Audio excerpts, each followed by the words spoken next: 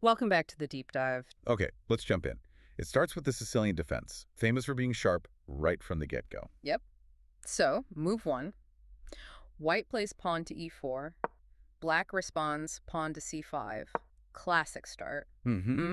Trying to fight for the center immediately. White, knight to f3. Black, pawn to d6. Standard development continues. White pushes pawn to d4. Black immediately captures. Pawn takes pawn on d4. Opens up center. White recaptures. Knight takes pawn on d4. Black develops the other knight. Knight to f6. Attacking the e4 pawn. White defends. Knight to c3. Black plays pawn to a6. Okay, so a6. That often signals the Najdorf variation, preparing pawn to b5 for queenside expansion. Still pretty standard lines here. Right, but Tal, well, Tal doesn't seem interested in standard for long, not at all. He starts turning at the heat almost immediately. Move 6. White plays bishop to g5, and that's a direct provocation, isn't it? Hitting that knight on f6. Exactly. It signals clear, aggressive intent towards the king side. Black responds, logically, pawn to e6. Opens a line for the bishop. Now, this next move, this is where Tal really commits, I think, move 7. White pushes pawn to f4. Yeah, f4.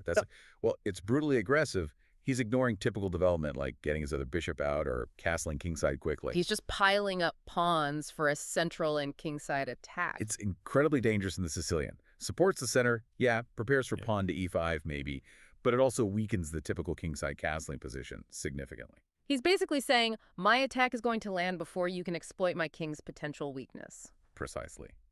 Black continues with their plan, though. Move 7. Pawn to b5. Sticking to the queenside expansion idea. Okay, hold on. If Black sees this really aggressive f4 push, why just continue with pawn to b5? Why not, challenge that pawn or shore up the center somehow? That's a really good question. I think Black probably underestimated the immediate danger. Maybe thought, okay, I just need to get my pieces out, get counterplay going. But Tal's setup is the attack, exactly, and he jumps on it immediately. Move 8. White pushes pawn to e5, forces the issue right in the center. Black can't really ignore that. No choice. If the pawn stays on e5, it's a nightmare. So, Black captures. Move 8, pawn takes pawn on e5, and Tal recaptures not with the knight, but with that aggressive nuff pawn. Move 9, White plays pawn, takes pawn on e5. Right. Now that f-file is open, pointing straight toward where Black's king might eventually want to go. And that pawn on e5, it's like a thorn deep in Black's position, ready to cause trouble. So we're moving from the opening skirmishes into, full commitment now. Tal is just forcing Black onto the defensive, absolutely doubling down. Move 10, White plays queen to e2, connects the rooks, supports the e5 pawn, and maybe prepares for something else. It's setting up the next big decision. Yeah. Black tries to get organized with move 10, knight to d7, reinforcing the center, maybe planning to challenge e5 later, but Tal completely rejects normal kingside safety. Move 11, White castles queenside. Oh! Wow, that's a huge commitment, isn't it? Massive. The king is, well, supposedly safer over there. But the real point is that rook on d1 is now instantly active, ready to join the attack. Raises the stakes immediately. Black continues developing with move 11. Bishop to b7. Gets the last minor piece out. Maybe Black's feeling a little bit okay here, like I'm almost developed. White's king is still a bit drafty on the c-file. Yeah, maybe feeling a false sense of security, because the storm is about to break. This is the knight explosion. Black's still trying to consolidate, and Tal just unleashes. Move 12. White plays knight takes pawn on e6 and c6. Just like that. A bolt from the blue. What does he even get for that knight? It seems wild. He gets overwhelming compensation, that's what. He rips open the pawn structure right in front of Black's potential king position. That e6 pawn was crucial. Black absolutely has to take it back, right? Yeah, seems forced. If you ignore it, there are discovered attacks, more material loss. So, move 12. Black plays pawn takes knight on e6. Okay, so Black is up a knight. But look at the position. The Black king's potential safety is just gone. That whole structure is shattered. So how does Tal press this advantage? He can't let the momentum slip. He doesn't.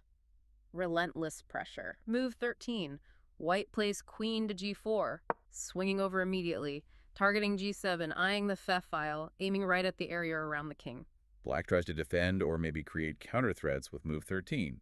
Queen to b6, perhaps hitting b2 or trying to defend d6 indirectly. Okay, let's unpack this next phase. Move 14 isn't the big sacrifice yet, but it's the setup, isn't it? The hook. Yeah, it makes everything else work. White moves the rook from d1 straight up to d6. Rook to d6, an absolutely poisonous move, like you said. Yeah. It lands deep in Black's territory. Black is still under immense pressure. What to do? The source analysis I see says Black plays 14, bishop takes rook on d6. bxc6. But it fatally clears the diagonal for Tal's queen. It does. Black thinks they're reducing the pressure, but they've just opened the door. And here it is. The moment everyone remembers. White's queen takes the pawn on e6 with check. QAE6 plus rate. Just incredible. So black has no choice. Only one legal move. Move 15, king to f8. Force onto the back rank, totally exposed. But Tal isn't finished. He keeps piling on. More sacrifices. Needs to clear out the remaining defenders. Move 16. White plays bishop to c4. Threatening discovered checks, maybe eyeing f7 again. Just relentless pressure. And black. Well, black seems lost. Maybe just grabbing material now. Move 16. Black plays pawn, takes bishop on c4. Yeah, bxc4.